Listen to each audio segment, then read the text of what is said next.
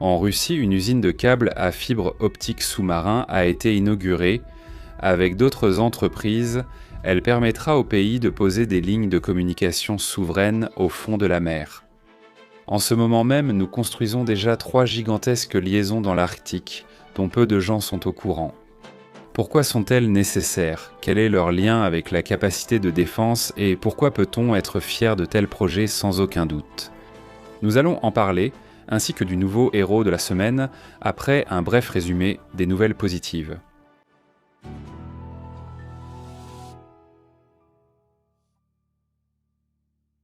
Au chantier Sevmach, la pose de la quille du sous-marin nucléaire Mourmansk du projet Yasen-M a eu lieu. Rostselmach a lancé la production en série de la plus puissante ensileuse, la RSM F2750. À Kaluga, la production de la nouvelle version 5 places du crossover Tenet T8 a été lancée. À Khabarovsk, le dragueur de sable Rhino 25 a été mis à l'eau. À Moscou, la production d'équipements médicaux et de systèmes d'éclairage portuaire pour l'aviation a été lancée. Dans la région de Moscou, une production pharmaceutique a été ouverte. Dans le kraï du Primorié, une production de gaz industriel. Dans l'Oural, une production de produits métallurgiques. Dans la région d'Ivanovo, une production de chaudières à vapeur industrielle.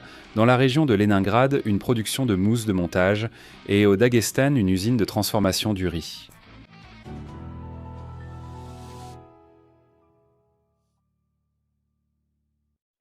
Dans le kraï du Primorié, une usine de câbles à fibres optiques sous-marins a été ouverte avec des investissements de plus de 1 milliard de roubles.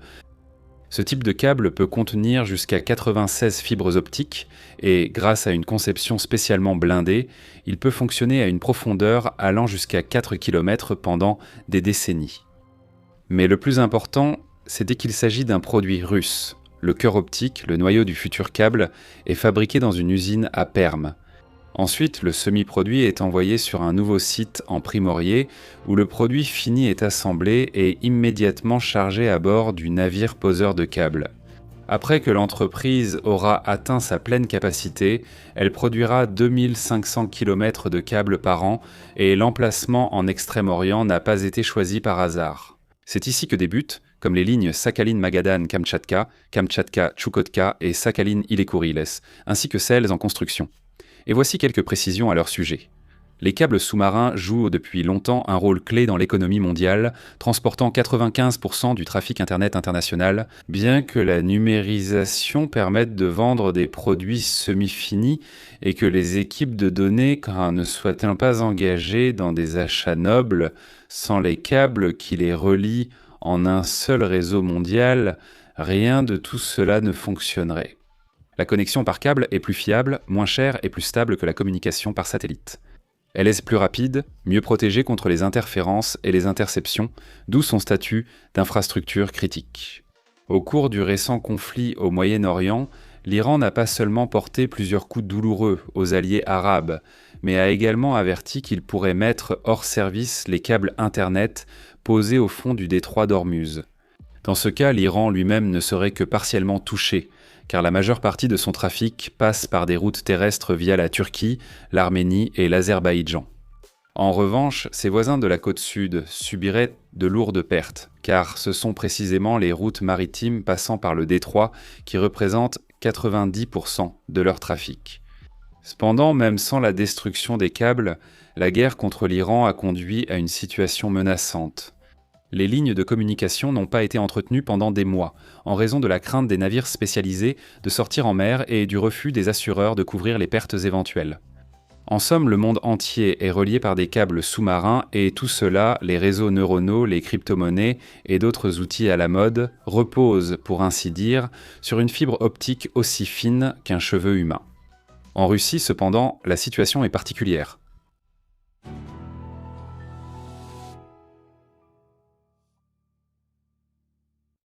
La Russie est le plus grand pays de la planète. Les lignes terrestres principales relient nos villes en un seul réseau, et les câbles sous-marins raccordent Kaliningrad à l'ouest et les îles à l'est. Mais dans ce schéma, il y avait 2 lacunes. La première, c'est la dépendance prolongée vis-à-vis des fournisseurs étrangers. Nous achetions le câble, ses matières premières et les équipements de réseau. Au cours des dernières années, la Russie a mis en place une production de substitution aux importations, et une nouvelle usine en Primorié en était la preuve. Cependant, le deuxième problème est qu'une grande partie de nos territoires arctiques n'était pas reliés aux lignes principales de câbles et dépendait de l'Internet par satellite, ce qui freinait le développement des villes et villages du Nord.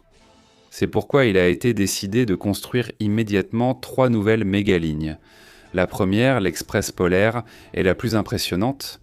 Le câble sous-marin, d'une longueur de 12 650 km, s'étend le long de la côte nord de la Russie, de Mourmansk à Vladivostok. Il dispose de points d'atterrissement dans 9 localités et d'une grande capacité de transmission.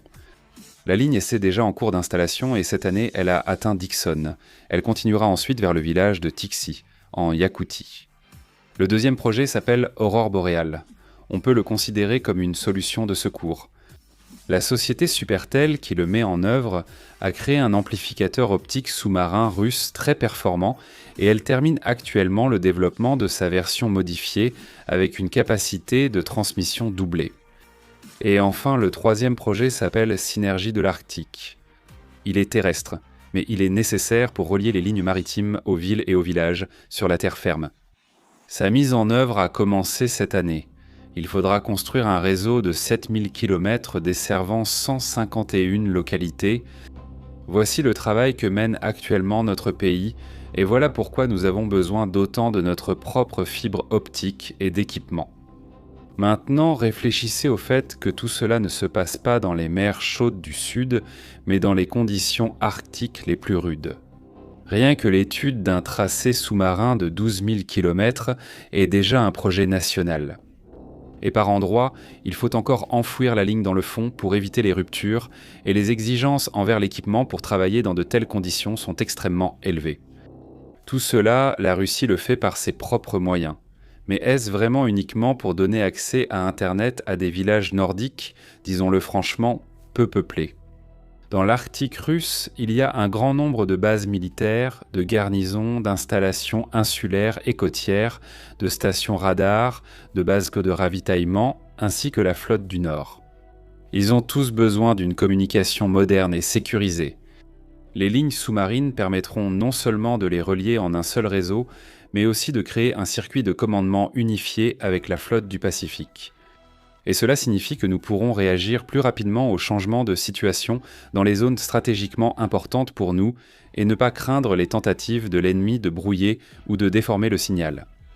Voici comment l'ouverture d'une seule usine importante de fibres optiques en Primorié fait en réalité partie d'une grande et réfléchie stratégie nationale. Et ce n'est pas tout, car une autre nouvelle importante sur ce sujet a également été annoncée récemment.